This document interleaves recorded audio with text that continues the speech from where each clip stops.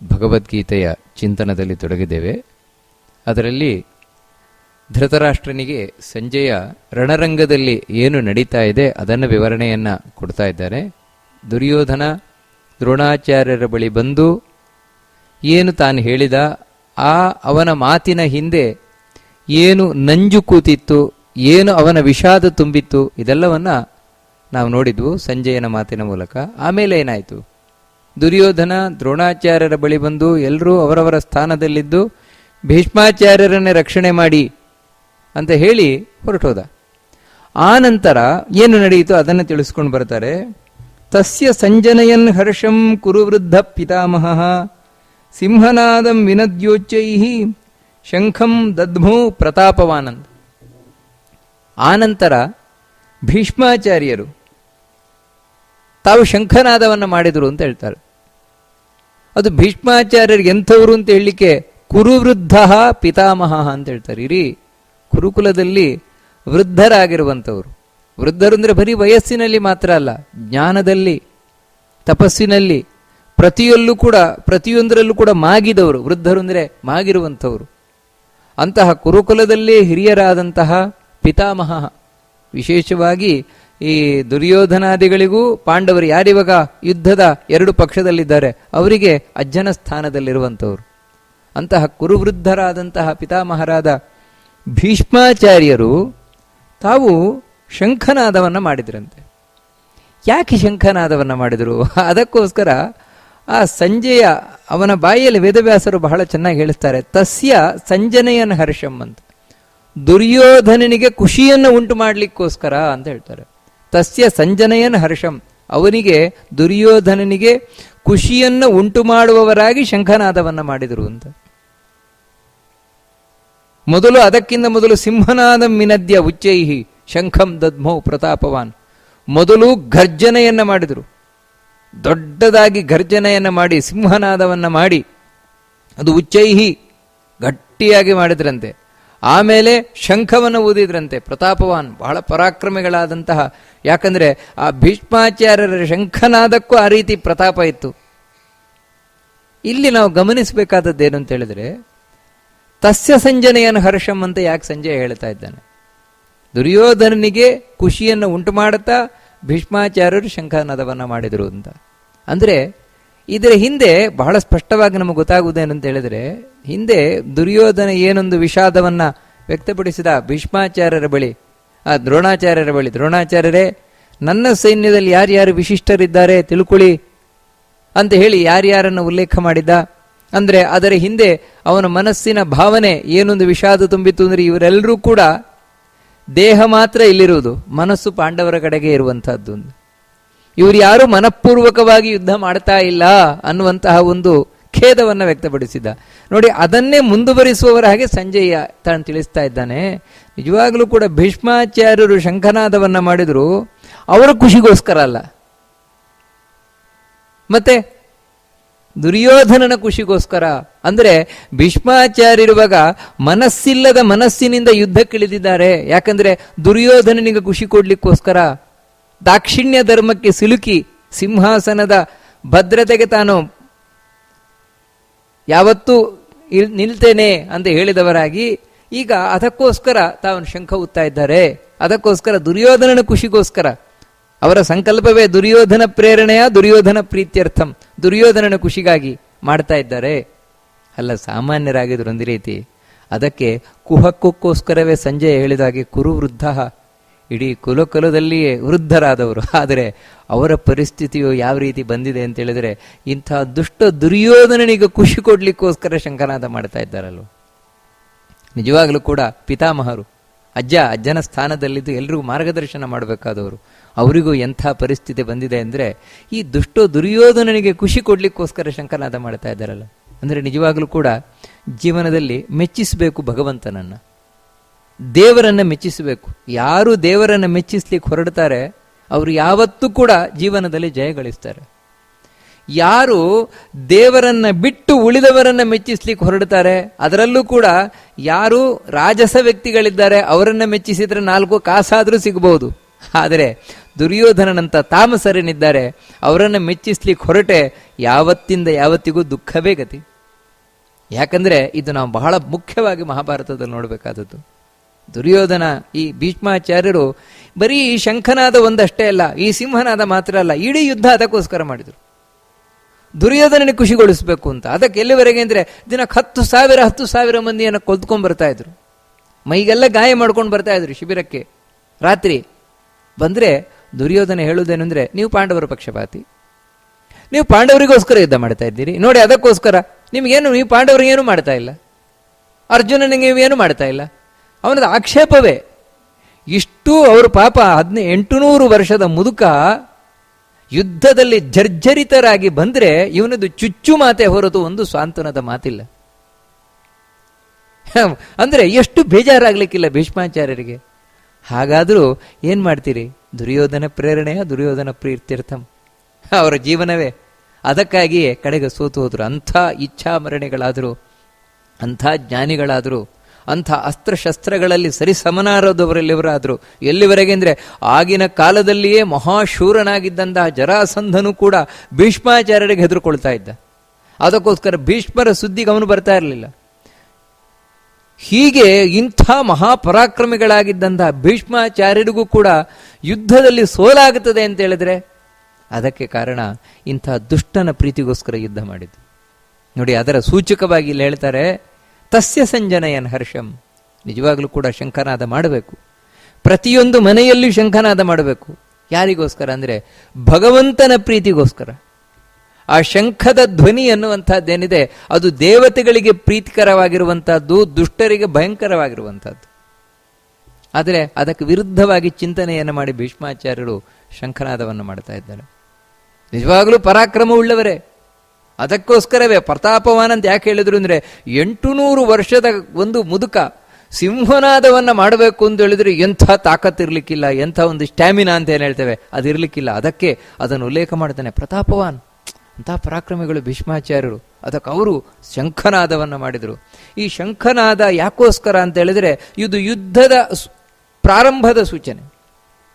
ನಾವು ತಯಾರಾಗಿದ್ದೇವೆ, ಯುದ್ಧಕ್ಕೆ ನಾವು ತಯಾರಾಗಿದ್ದೇವೆ ಅನ್ನುವುದರ ಸೂಚನೆಯಾಗಿ, ಅಂದರೆ ಈಗ ಯುದ್ಧ ಪ್ರಾರಂಭ ಆಗುತ್ತಾ ಇದೆ, ಶಂಖನಾದವನ್ನು ಮಾಡುವ ಮೂಲಕ ಈಗ ಯುದ್ಧ ಪ್ರಾರಂಭ ಆಗುತ್ತಾ ಇದೆ ಅನ್ನುವಂತಹ ಸೂಚನೆ ಅಲ್ಲಿ ಬರ್ತಾ ಇದೆ. ಯಾವತ್ತು ಯಾವುದನ್ನೇ ಪ್ರಾರಂಭ ಮಾಡಬೇಕಾದ್ರೆ ನಮ್ಮಲ್ಲಿ ಓಂಕಾರದ ಮೂಲಕ ಪ್ರಾರಂಭ ಮಾಡುವುದು, ಹರೇ ಓಂ ಅಂತ. ಆ ಓಂ ಅನ್ನುವುದೇ ಶಂಖದ ಮೂಲಕ ಬರುವಂಥದ್ದು, ಓಂ ಅಂತ. ಅಂತಹ ಆ ಓಂಕಾರದ ಮೂಲಕ ಯುದ್ಧ ಪ್ರಾರಂಭ ಆಗ್ತಾ ಇದೆ ಅಂತ ಒಂದು ಸೂಚನೆ. ಇನ್ನು ಮುಂದೆ ಯಾವ ಕ್ಷಣದಲ್ಲೂ ಬೇಕಾದರೂ ಶತ್ರುಗಳು ಬಾಣ ಬಿಡ್ಬೋದು, ಯಾಕಂತ ಹೇಳಿದ್ರೆ ನಾವು ತಯಾರಾಗಿದ್ದೇವೆ ಎನ್ನುವಂತಹ ಸೂಚನೆ. ಹೀಗೆ ಭೀಷ್ಮಾಚಾರ್ಯರು ತಾವು ಯುದ್ಧಕ್ಕೆ ಸನ್ನದ್ಧವಾಗಿದ್ದೇವೆ ಅನ್ನುವುದರ ಮೂಲಕ ಮತ್ತೇನೆಂದರೆ ಶತ್ರುಗಳ ಮನಸ್ಸಿನಲ್ಲಿ ಭಯವನ್ನು ಉಂಟು ಮಾಡಲಿಕ್ಕೋಸ್ಕರ. ಯಾಕಂದರೆ ಆ ಸಿಂಹನಾದ ಮತ್ತೆ ಆ ಶಂಖದ ಧ್ವನಿ ಎನ್ನುವಂತಹದ್ದೇನಿದೆ ಅದು ಶತ್ರುಗಳ ಮನಸ್ಸನ್ನು ನಡುಗಿಸ್ತದೆ. ಓ, ಏನು ಇಷ್ಟು ಗಟ್ಟಿಯಾಗಿ ಶಂಖ ಊದ್ತಾ ಇದ್ದಾರೆ ಅಂತ ಹೇಳಿದರೆ ಇವರು ಮನಸ್ಸಿನಲ್ಲಿ ಎಂಥ ಧೈರ್ಯ ಇರಲಿಕ್ಕಿಲ್ಲ. ಯಾಕಂದರೆ ಯುದ್ಧಕ್ಕೆ ಬೇಕಾಗಿರುವಂತಹದ್ದು ಮಾನಸಿಕವಾದ ಸ್ಥೈರ್ಯ. ದೈಹಿಕವಾದ ಸಾಮರ್ಥ್ಯಕ್ಕಿಂತಲೂ ಕೂಡ ಮಾನಸಿಕವಾದಂತಹ ಸ್ಥೈರ್ಯ ಏನಿದೆ ಅದು ಬಹಳ ಮುಖ್ಯವಾಗಿ ಬೇಕು. ಕಾನ್ಫಿಡೆನ್ಸ್ ಅನ್ನು ಹೇಳ್ತೇವೆ, ಆ ಕಾನ್ಫಿಡೆನ್ಸ್ ಬೇಕು. ಆ ಕಾನ್ಫಿಡೆನ್ಸ್ ಅನ್ನುವಂಥದ್ದು ಹೇಗೆ ಹೊರಹೊಮ್ಮುತ್ತದೆ ಅಂತ ಹೇಳಿದ್ರೆ ಈ ಶಂಖಧ್ವನಿಯ ಮೂಲಕ, ಸಿಂಹನಾದದ ಮೂಲಕ. ಇಲ್ಲದೇ ಇದ್ರೆ ಏನಾಗುತ್ತೆ ಅಂದರೆ ಎದುರಿನಲ್ಲಿರುವಂತಹ ಸಾಗರದಂತಿರುವಂತಹ ಶತ್ರುಗಳನ್ನು ನೋಡಿಯೇ ಗಡಗಡ ಗಡಗಡ ನಡಲಿಕ್ಕೆ ಶುರು ಮಾಡುತ್ತಾನೆ. ಮಾತೇ ಬರುವುದಿಲ್ಲ ಒಳಗೆ ಹೊರಗೆ. ಇನ್ನು ಸಿಂಹನಾದ ಎಲ್ಲಿಂದ?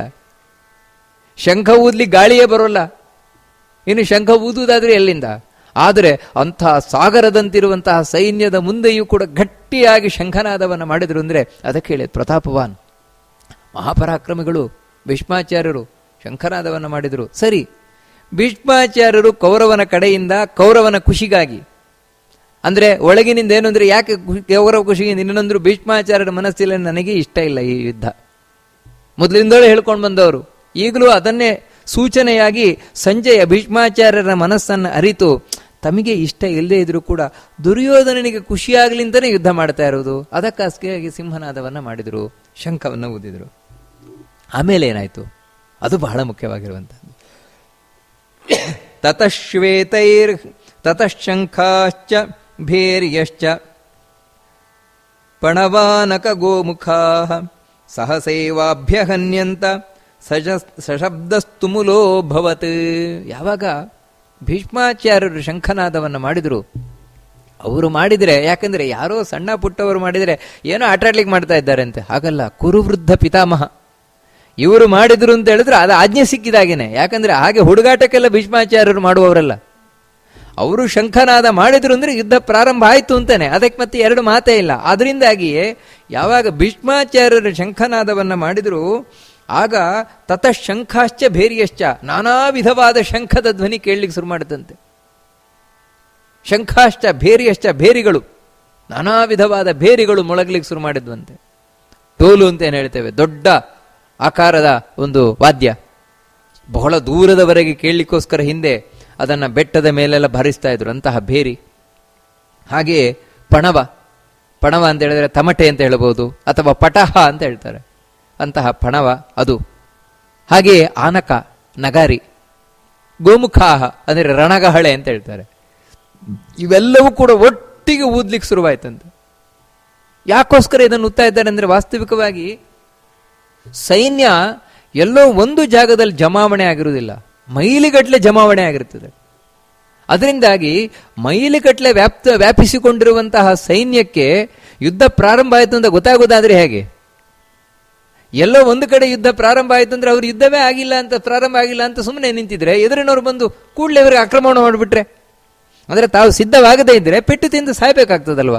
ಅದಕ್ಕೋಸ್ಕರ ಇಡೀ ರಣರಂಗಕ್ಕೆ ಗೊತ್ತಾಗಬೇಕು ಯುದ್ಧ ಪ್ರಾರಂಭ ಆಗಿದೆ. ಯಾವುದೇ ಸಂದರ್ಭದಲ್ಲಿಯೂ ಕೂಡ ಬಾಣ ಬಂದು ಮೈ ಮೇಲೆ ಬೀಳಬಹುದು, ಶತ್ರುಗಳ ಆಕ್ರಮಣ ಮಾಡಬಹುದು, ಇದು ಗೊತ್ತಾಗಬೇಕಲ್ವ ಎರಡೂ ಸೈನ್ಯಕ್ಕೂ ಕೂಡ.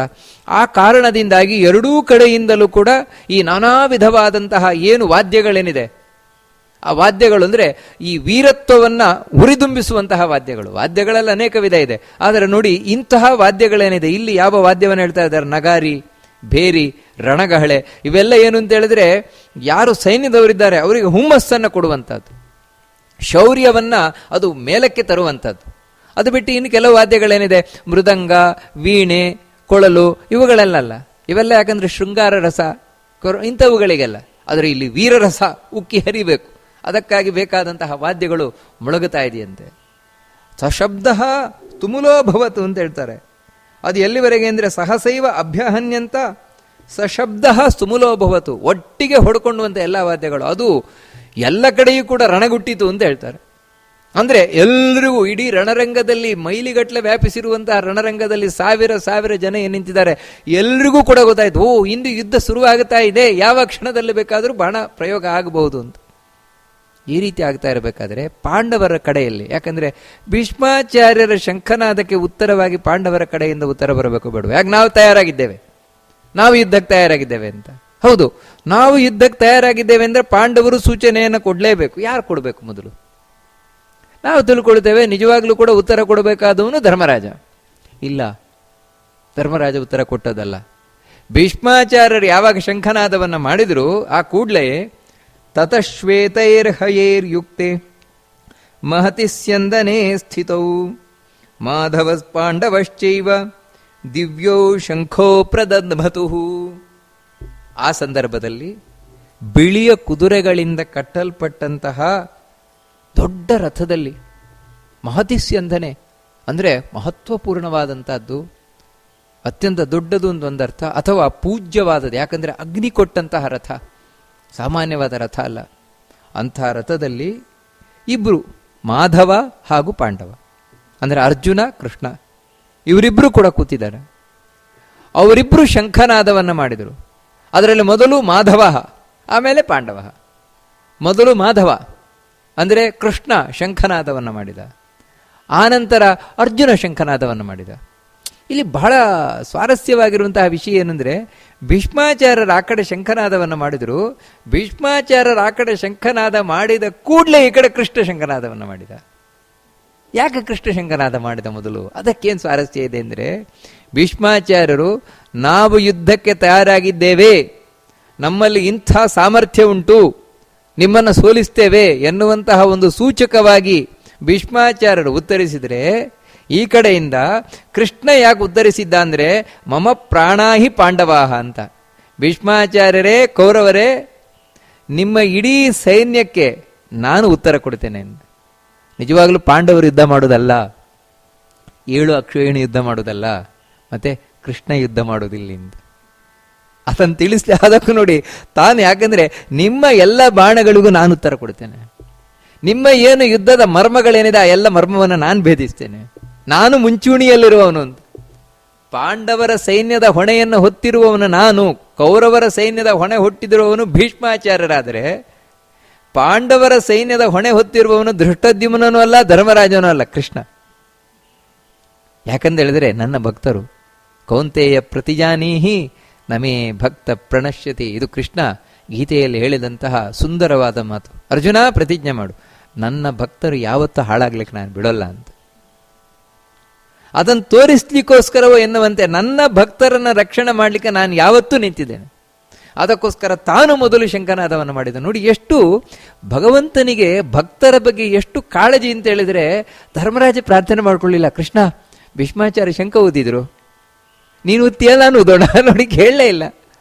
ಅಂದ್ರೆ ಧರ್ಮರಾಜ ಕೇಳಿಲ್ಲ, ಅದಕ್ಕಿಂತ ಮುಂಚೆಯೇ ಕೃಷ್ಣ ಊದಿ ಆಯಿತು. ಯಾಕಂತ ಹೇಳಿದ್ರೆ ಭಕ್ತರ ರಕ್ಷಣೆಗೆ ನಾನು ಯಾವತ್ತೂ ಮುಂಚೂಣಿಯಲ್ಲಿರ್ತೇನೆ. ಅದಕ್ಕೋಸ್ಕರವೇ ವಿಷ್ಣು ಸಹಸ್ರನಾಮದಲ್ಲಿ ಅಗ್ರಣೀ ಅಂತ ಹೇಳುವಂಥದ್ದು, ಮುಂದೆ ನಡೆಯುವಂಥವನು ಅಂತ. ಮುಂದೆ ನಡೆದು ಎಲ್ಲರನ್ನ ರಕ್ಷಣೆ ಮಾಡುವವನು, ಭಕ್ತರನ್ನ. ಹಿಂದಿನಿಂದ ಭಕ್ತರು ಇರ್ತಾರೆ, ಅವರಿಗೆ ಏನೂ ಆಗದ ಹಾಗೆ ಕವಚವಾಗಿದ್ದು ರಕ್ಷಣೆ ಮಾಡ್ತಾನೆ. ಅದಕ್ಕಾಗಿ ಅದು ಎಂಥ ರಥದಲ್ಲಿ ಕೂತಿದ್ದಾನೆ ಅದನ್ನು ಹೇಳ್ತಾರೆ. ಮಹತಿಸ್ಯಂದನೆ ಸ್ಥಿತೋ, ದೊಡ್ಡ ರಥಪ್ಪ ಅದು, ಬಹಳ ಮಹತ್ವಪೂರ್ಣವಾದಂತಹ ರಥ. ಆ ರಥದಲ್ಲಿ ಕೂತಿದ್ದಾನೆ. 5 ಕುದುರೆಗಳು, ಬಿಳಿ ಕುದುರೆಗಳು. ಅಲ್ಲ, ಶ್ವೇತೇಹ ಹಯೇ ಅಂತ ಯಾಕೆ ಹೇಳ್ತಾರೆ? ಬಿಳಿ ಕುದುರೆ, ಸ್ವಚ್ಛವಾದ ಕುದುರೆಗಳು ಯಾಕೆ ಹೇಳ್ತಾರೆ ಅಂದರೆ, ಇದು ಭಾರಿ ಹಾಗೆ ಹೇಳ್ತಾ ಇರೋದಲ್ಲ ಮಹಾಭಾರತ. ಮತ್ತೆ ಈ ಕುದುರೆಗಳು, ಈ ರಥ, ಈ ಕೃಷ್ಣಾರ್ಜುನರು ಇವರೆಲ್ಲ ಏನಲ್ಲ, ನಮ್ಮ ಜೀವನದ ಸಂಕೇತ. ಅದು ನಮ್ಮ ಜೀವನದ ಸಂಕೇತವಾಗಲ್ಲ ಹೇಳ್ತಾ ಇರುವಂಥದ್ದು. ಯಾಕಂದ್ರೆ ಇದನ್ನು ಬಹಳ ಸ್ಪಷ್ಟ ಹೇಳ್ತಾರೆ, ಶರೀರಂ ರಥಮಿತ್ಯಾಹು. ಈ ಶರೀರವೇ ರಥ. ಇದೆಂಥದ್ದು ಅಂದರೆ ಮಹತ್ವಪೂರ್ಣವಾದ ರಥ. ಏಸು ಜನ್ಮದ ಸುಕೃತದ ಫಲವು ತಾನು ಜನಿಸಲಾಗಿ ಅಂತ ಹೇಳಿದಾಗ ಎಷ್ಟೋ ಜನ್ಮದ ಪುಣ್ಯದ ಫಲವಾಗಿ ದೊರೆತಿರುವಂತಹ ರಥ ಇದು. ಅದರಿಂದಾಗಿಯೇ ಇಂತಹ ಅತ್ಯಂತ ಮಹತ್ವಪೂರ್ಣವಾದಂತಹ ರಥ ಶರೀರ, ಅದು 5 ಕುದುರೆಗಳು ಅಂತ ಹೇಳ್ತಾರೆ. 5 ಕುದುರೆಗಳು ಅಂತ ಯಾಕೋಸ್ಕರ ಹೇಳ್ತಾರೆ ಅಂತ ಹೇಳಿದ್ರೆ, ಅದು ಬಿಳಿಯಾದ ಕುದುರೆಗಳು, ಅದೇ 5 ಜ್ಞಾನೇಂದ್ರಿಯಗಳು. ಯಾವ ರೀತಿ ರಥ ಈ ಕುದುರೆಗಳ ಮೂಲಕ ಮುಂದೆ ಹೋಗ್ತದೋ ಅದೇ ರೀತಿ ಈ ಶರೀರ ಏನಿದೆ, ಶರೀರ ಮುಂದೆ ಹೋಗಬೇಕು ಅಂತ ಹೇಳಿದ್ರೆ 5 ಜ್ಞಾನೇಂದ್ರಿಯಗಳ ಮೂಲಕ. ನಿಜವಾಗಿಯೂ ಬಿಳಿ ಕುದುರೆ ಅಂತ ಯಾಕೆ ಹೇಳ್ತಾರೆ ಅಂತ ಹೇಳಿದ್ರೆ, ಈ ಇಂದ್ರಿಯಗಳು ಸ್ವಚ್ಛ. ದೇವರು ಕೊಡಬೇಕಾದ್ರೆ ಹುಟ್ಟಿದಾಗ ನೋಡಿ 5 ಇಂದ್ರಿಯಗಳು, ಕಣ್ಣು, ಕಿವಿ, ಮೂಗು, ಬಾಯಿ, ಇವೆಲ್ಲ ಸ್ವಚ್ಛವಾಗಿರ್ತದೆ. ಅದಕ್ಕೆ ಕೆಟ್ಟದ್ದು ಗೊತ್ತೇ ಇರೋಲ್ಲ. ಕಣ್ಣಿಗೆ ಕೆಟ್ಟದ್ದು ನೋಡಿಯೇ ಗೊತ್ತಿಲ್ಲ, ಕಿವಿಗೆ ಕೆಟ್ಟದ್ದು ಕೇಳಿಯೇ ಗೊತ್ತಿಲ್ಲ. ಅಂದ್ರೆ ಸ್ವಚ್ಛವಾಗಿರ್ತದೆ. ಆಮೇಲೆ ಏನು ಮಾಡ್ತೀರಿ? ಆಮೇಲೆ ಕೆಟ್ಟದ್ದ ನೋಡಿ ನೋಡಿ ಅಭ್ಯಾಸ ಆಗ್ತದೆ. ಅಂದ್ರೆ ಈ ಇಂದ್ರಿಯಗಳ ಸ್ವಭಾವ ಏನು ಅಂದ್ರೆ ಸ್ವಚ್ಛವಾಗಿರುವಂಥದ್ದು. ಆಮೇಲೆ ಕೆಟ್ಟದ್ದದಕ್ಕೆ ಸಿಲುಕಿ, ಅಂದ್ರೆ ಕೆಟ್ಟದ್ದೇನಂದ್ರೆ ಕಲಬೆರಕೆ ಆಗುವಂಥದ್ದು ನಂತರ. ಆಮೇಲೆ ಏನಂದ್ರೆ ಕೆಟ್ಟದ್ದು ನೋಡಿ ನೋಡಿ ನೋಡಿ ಕೆಟ್ಟದ್ದೇ ಅಭ್ಯಾಸ ಆಗ್ತದೆ, ಕೆಟ್ಟದ್ದು ಕೇಳಿ ಕೇಳಿ ಕೆಟ್ಟದ್ದೇ ಅಭ್ಯಾಸ ಆಗ್ತದೆ, ಕೆಟ್ಟದ್ದು ಮೂಸಿ ಮೂಸಿ ಕೆಟ್ಟದ್ದೇ ಅಭ್ಯಾಸ ಆಗ್ತದೆ. ಹೀಗೆ ಅವೆಲ್ಲ ನಿಜವಾಗಿ ಅಲ್ಲ. ಅದಕ್ಕೋಸ್ಕರ ಇದು ಎಂಥ ಒಂದು ರಥ ಅಂತ ಹೇಳಿದ್ರೆ ಸ್ವಚ್ಛವಾದ ರಥ. ಅದು 5 ಇಂದ್ರಿಯಗಳು ಸ್ವಚ್ಛವಾಗಿರುವಂತಹದ್ದು. ಅದರಲ್ಲಿ ಕೃಷ್ಣ ಕೂತಿದ್ದಾನೆ, ಅರ್ಜುನ ಕೂತಿದ್ದಾನೆ. ಇದೆ ಈ ದೇಹದಲ್ಲಿ ಸಾರಥಿಯಾಗಿ ಕೃಷ್ಣ ಕೂತಿದ್ದಾನೆ. ಅದೇ ಬುದ್ಧಿಯ ಸ್ಥಳದಲ್ಲಿ, ಬುದ್ಧಿಯ ಜಾಗದಲ್ಲಿ ತಾನು ಕೂತಿದ್ದಾನೆ. ಅರ್ಜುನ ಯಾರು? ನಾವೆಲ್ಲರೂ ಅರ್ಜುನರೇ. ಪ್ರತಿಯೊಬ್ಬರು ಅರ್ಜುನರಾಗಬೇಕು. ಅದಕ್ಕೋಸ್ಕರ ಪಾಂಡವ ಅಂತ ಹೇಳಿದ್ದು, ಪಾಂಡವರಾಗಬೇಕು. ಪಾಂಡು ಅಂತ ಹೇಳಿದ್ರೆ ಸ್ವಚ್ಛವಾಗಿರುವವ. ಯಾರು ಸ್ವಚ್ಛವಾದ ಆಚಾರ ವಿಚಾರ ಉಳ್ಳವರಿದ್ದಾರೋ ಅಂಥವರ ರಥ ಈ ರೀತಿ ಇರುತ್ತದೆ. ಅಂದರೆ ದೇಹ ಇಷ್ಟು ಶುದ್ಧವಾಗಿರುತ್ತದೆ, ಆ ಕುದುರೆಗಳು ಅಷ್ಟು ಸ್ವಚ್ಛವಾಗಿ ಸಿಗ್ತದೆ. ಅಂತಹ ಸ್ವಚ್ಛವಾದ ಕುದುರೆಗಳುಳ್ಳ ಇಂತಹ ಮಹತ್ವಪೂರ್ಣವಾದಂತಹ ಶರೀರದಲ್ಲಿ ಪಾಂಡವನ ಹಾಗೆ ನಾವಿದ್ರೆ ಕೃಷ್ಣ ಸಾರಥಿಯಾಗಿ ಬಂದು ಕೂತೇ ಕೂರ್ತಾನೆ. ಹಾಗೆ ಕೂತ ಅಂದರೆ ಮತ್ತೆ ಯಾವತ್ತೂ ಸೋಲೇ ಇಲ್ಲ. ನೋಡಿ, ಇದರ ಸೂಚಕವಾಗಿ ಇಲ್ಲಿ ಬಿಳಿಯ ಕುದುರೆ, ಅದರಿಂದ ಕೂಡಿದಂತಹ ರಥ, ಅಲ್ಲಿ ಕೂತಂತಹ ಕೃಷ್ಣ ಶಂಖನಾದವನ್ನು ಮಾಡುವ ಮೂಲಕ ತಾನು ಉತ್ತರ ಕೊಟ್ಟ. ಯಾವಾಗ ಕೃಷ್ಣ ಶಂಖನಾದ ಮಾಡಿದ, ಪಕ್ಕದಲ್ಲಿದ್ದ ಅರ್ಜುನ ಶಂಖನಾದ ಮಾಡಲೇಬೇಕು ತಾನೆ. ಅದಕ್ಕೋಸ್ಕರ ಕೃಷ್ಣನನ್ನು ಅನುಸರಿಸಿ ನಂತರ ಅರ್ಜುನ ಶಂಖನಾದವನ್ನು ಮಾಡಿದ. ಕೃಷ್ಣನೊಟ್ಟಿಗೆ ಇರುವಂಥವನು ಅರ್ಜುನ ಶಂಖನಾದವನ್ನು ಮಾಡಿದ. ಪಾಂಚಜನ್ಯಂ ಹೃಷೀಕೇಶ ದೇವದತ್ತಂ ಧನಂಜಯ ಪೌಂಡ್ರಂ ದದ್ಮೋ ಮಹಾಶಂಖಂ ಭೀಮಕರ್ಮ ವೃಕೋದರ. ಇಲ್ಲಿ ವೇದವ್ಯಾಸರು ಬೇಕು ಅಂತ ಕೆಲವು ಶಬ್ದಗಳನ್ನು ಪ್ರಯೋಗ ಮಾಡ್ತಾರೆ. ಮಾಧವ ಪಾಂಡವಶ್ಚೈವ ದಿವ್ಯೋ ಶಂಖೋ ಪ್ರದದ್ಮತು ಅಂತ. ಮಾಧವ ಹಾಗೂ ಪಾಂಡವ ಅಂತ ಅಲ್ಲ, ಮಾಧವ ಅಂತ ಯಾಕೆ ಹೇಳ್ತಾ ಇದ್ದಾರೆ? ಕೃಷ್ಣ ಅಂತ ಹೇಳ್ಬೋದಿತ್ತಲ್ವ, ಬೇರೆ ಯಾವುದೇ ಹೆಸರು ಸಿಗಲಿಲ್ವಾ ವೇದವ್ಯಾಸರಿಗೆ? ಮಾಧವ ಅಂದನೆ ಯಾಕೆ ಹೇಳಿದ್ರು ಅಂದರೆ ಬೇಕು ಅಂತಲೇ ಹೇಳಿದ್ದು. ಮಾಧವ ಶಬ್ದದ ಅರ್ಥ ಏನು ಅಂದರೆ ಮಾಯಾಯಾಹ ಧವ ಅಂತ, ಮಾಯಾಪತಿ ಅಂತ. ಮಾಯಾ ಅಂದರೆ ಲಕ್ಷ್ಮಿ, ಆ ಮಾಯೆಯ ಪತಿ ಅಂದರೆ ಶಂಖವನ್ನು ಊದ್ತಾ ಇದ್ದಾನೆ ಕೃಷ್ಣ. ಯಾಕೋಸ್ಕರ ಶಂಖ ಊದ್ತಾ ಇದ್ದಾನೆ ಅಂದರೆ ಇನ್ನು ಸ್ವಲ್ಪ ಹೊತ್ತಿನಲ್ಲಿಯೇ ಪಕ್ಕದಲ್ಲಿರುವವನಿಗೆ ಮಾಯೆ ಭರಿಸ್ತೇನೆ ಅಂತ. ಇನ್ನು ಸ್ವಲ್ಪ ಹೊತ್ತಾದ ಕೂಡಲೇ ನೋಡಿ ಅರ್ಜುನನ ಮನಸ್ಥಿತಿಯೇ ಬದಲಾಗಿಬಿಡ್ತದೆ. ಅಂದರೆ ಮಾಯೆಯಿಂದ ಮೋಹಿತನಾಗಿ ಬಿಡ್ತಾನೆ ಅವನು.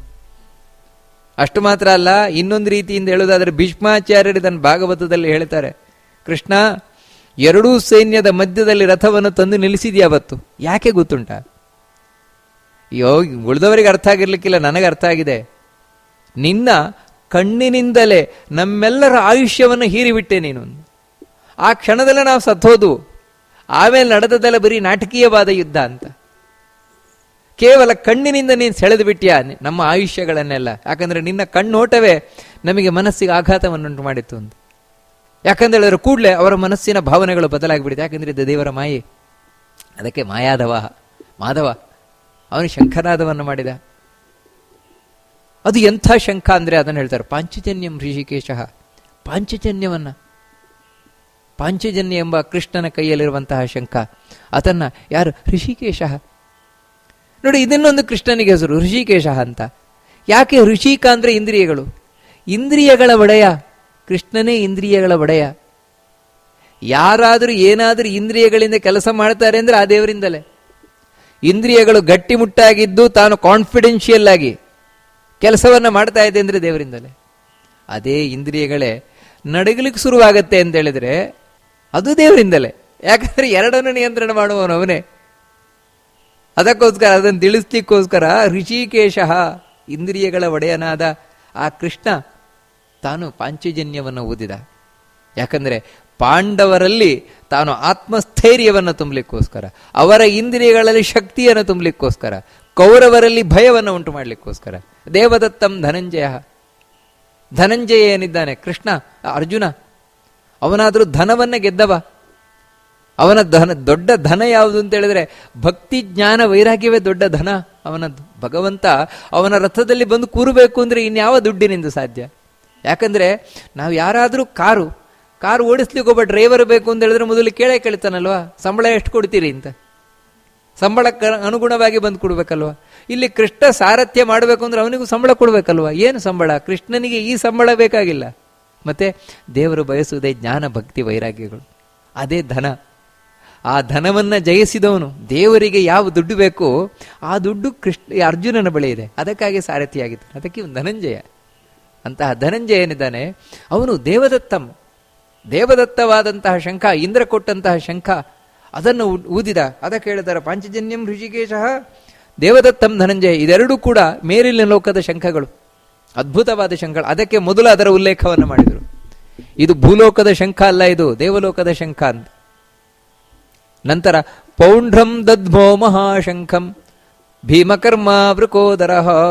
ಆಮೇಲೆ ಶಂಖನಾದ ಮಾಡಿದ್ದು ಭೀಮಸೇನ.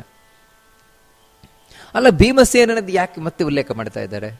ನಿಜವಾಗ್ಲೂ ಇವಾಗ ಆರ್ಡರ್ ಪ್ರಕಾರ ಆದರೆ, ನಾವು ಕ್ರಮ ಪ್ರಕಾರ ಆದರೆ ಧರ್ಮರಾಜನನ್ನು ಮೊದಲು ಹೇಳಬೇಕು, ಭೀಮಸೇನ ಮತ್ತೆ ಹೇಳಬೇಕು, ಅರ್ಜುನನ ಮತ್ತೆ ಹೇಳಬೇಕು.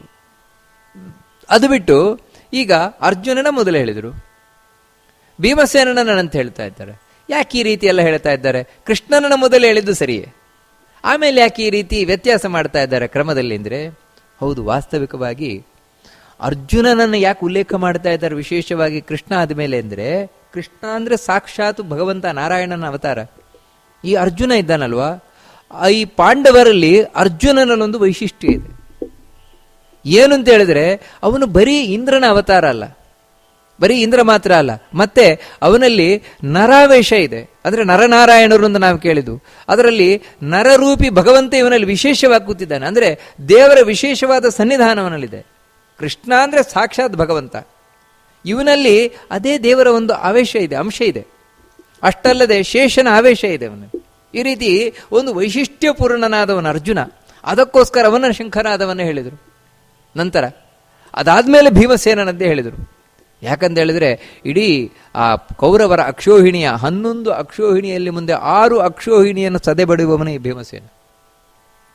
ಯಾರು ಪ್ರಮುಖರಿದ್ದಾರೆ ಅಂದರೆ ಭೀಷ್ಮ, ದ್ರೋಣ ಮುಂತಾದವರನ್ನೆಲ್ಲ ಕೆಳಗೆ ಬೀಳಿಸುವವನು ಪಾಂಡವ ಅರ್ಜುನ.